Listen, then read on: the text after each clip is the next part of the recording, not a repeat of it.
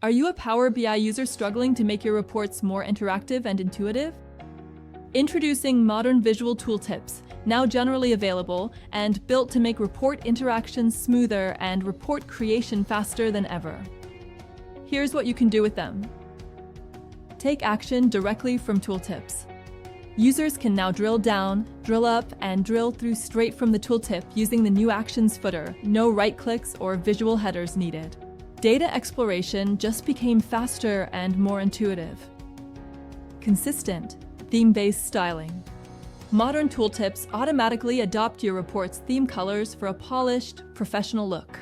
You can further customize fonts, colors, and transparency via the Format pane, or fully tailor them by customizing or importing themes from View, then Themes. No disruption to existing reports. Your current reports stay exactly the same unless you choose to upgrade. To apply the new tooltip experience, simply select Reset to Default in the Format pane to update visuals across the report. Available everywhere. These updated visual tooltips work across Power BI Desktop, Power BI Service, mobile apps, Microsoft Teams, and embedded reports. Stay tuned for more Power BI updates.